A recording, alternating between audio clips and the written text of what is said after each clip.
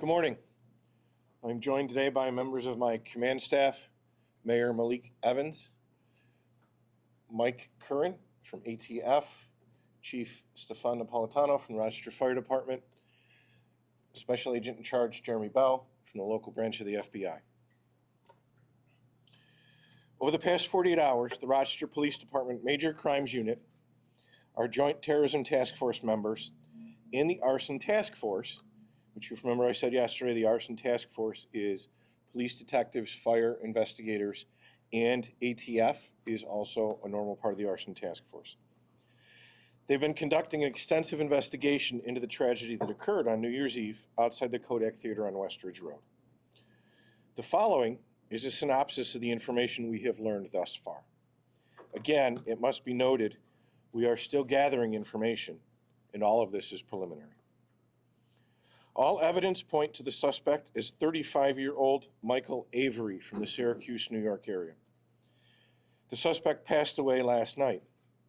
He has not been scientifically identified, but we are in the process of confirming his identity. We have been in contact with his family since yesterday. Avery traveled to Rochester, New York in his personal vehicle on or about December 27th and checked in at the Wood Spring Suites in the town of Greece.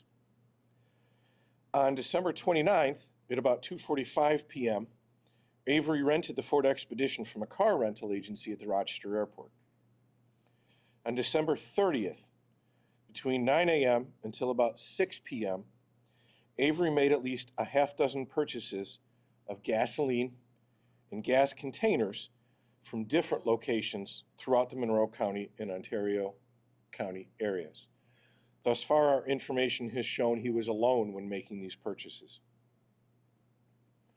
On January 1st, about 12:52 a.m., Avery was operating the rented Ford Expedition eastbound on West Ridge Road. At about this time, two Rochester police officers assigned to the concert were on traffic posts and stopping traffic to allow for pedestrians to cross. At this time, Avery sped up, crossed into the oncoming lane of traffic, and appears to have intentionally been driving towards the pedestrian crossing. At about the same time, a rideshare vehicle containing two passengers in the back seat was pulling out of the theater parking lot and was struck by Avery's Expedition.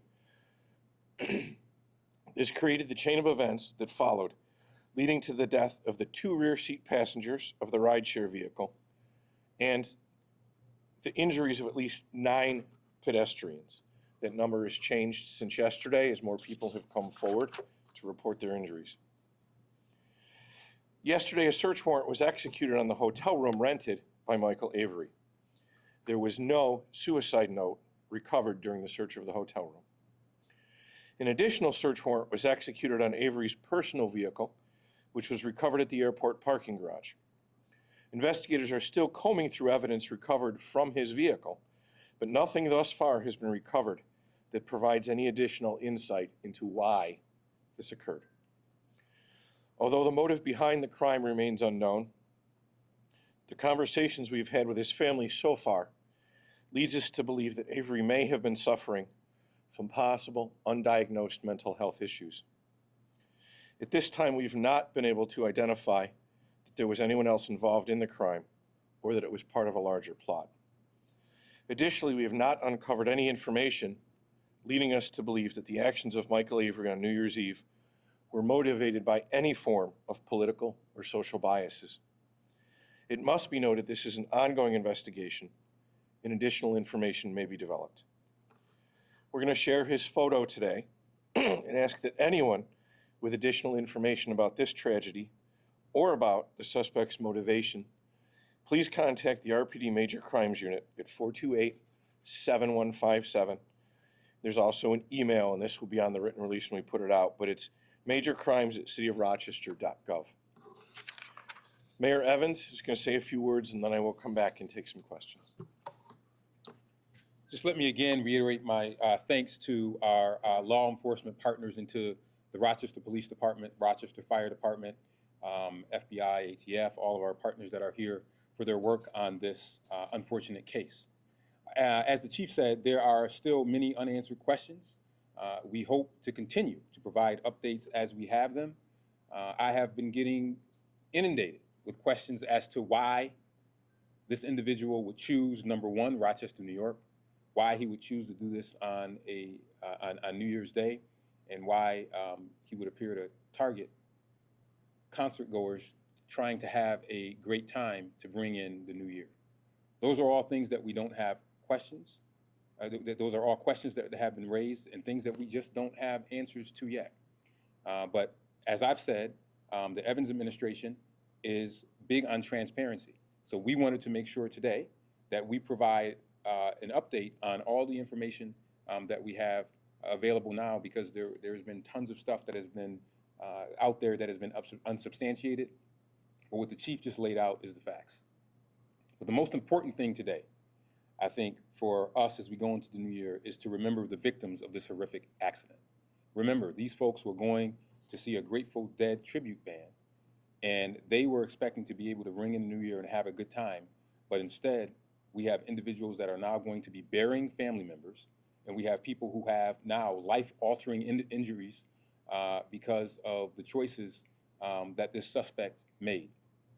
So I hope that Rochester and the broader community continues to pray for the families that are mourning the loss of their loved ones, and that we pray for the speedy recovery of the lives of the lives that have been impacted by this tragedy. This is a very traumatic experience, not only for the people who experienced this, but also the first responders.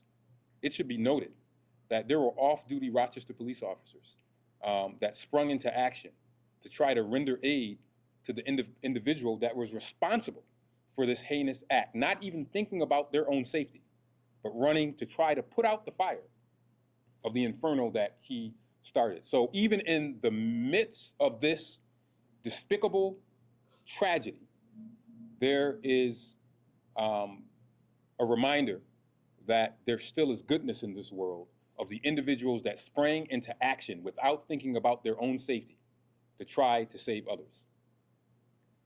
So our thoughts and prayers are with the families and the victims.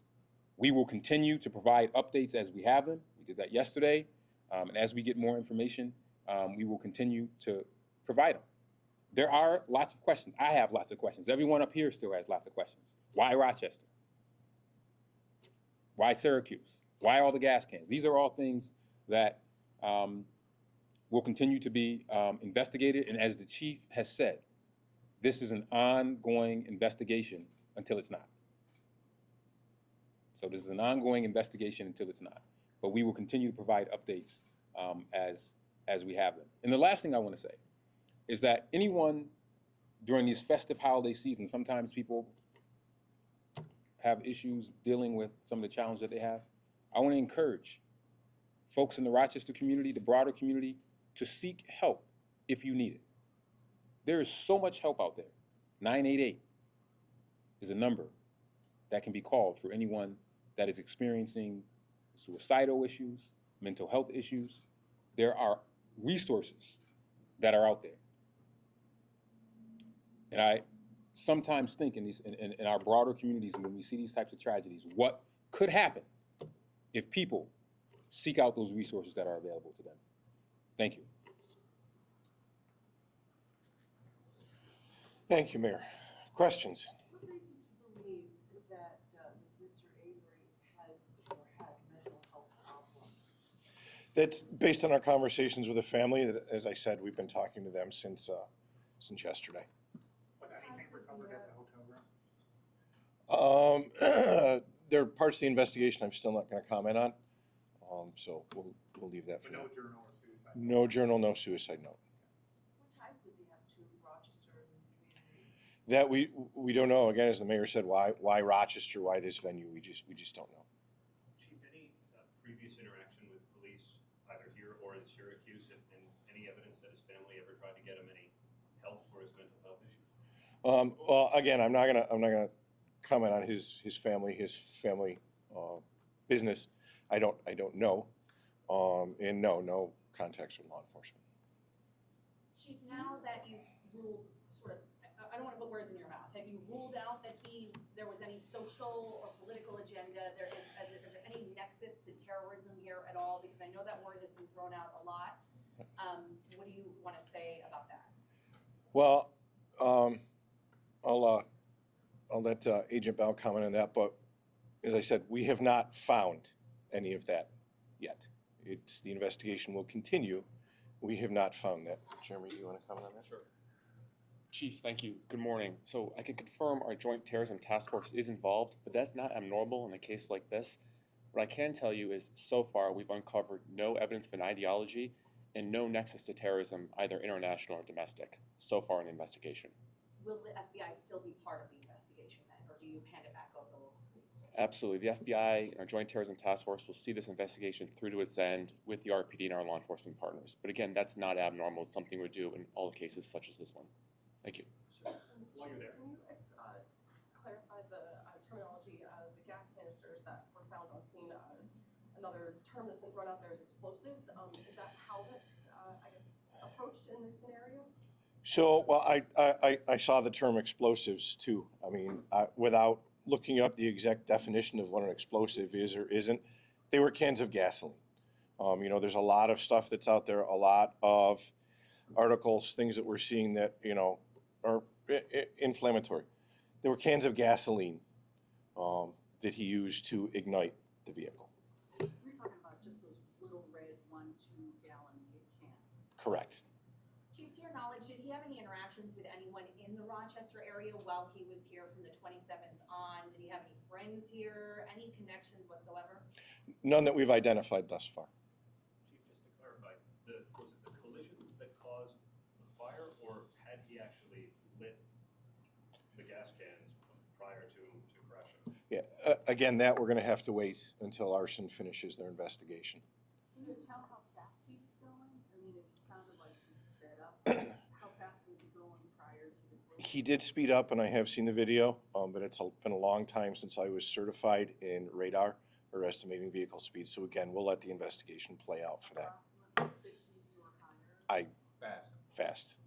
But you As the believe mayor he said. sped up or sped toward He the did. crosswalk and the pedestrians? Yes, you can clearly see that. It was I intentional. know what,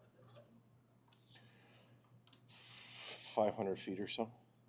Do you believe he was aware that the concert was happening there, or he just happened to see a bunch of people and thought that that was an opportunity?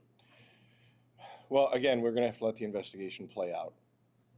Can you tell us about the status of the victims that were hit? I apologize for this, but how are they doing? So one pedestrian has suffered life-altering injuries. The rest should make full recoveries. I can tell you the two of my officers that were at the scene, as well as the off-duty officer that rendered aid, are taking a little time off. They have obviously some emotional issues they need to deal with as well. Thank you, everyone. I appreciate it.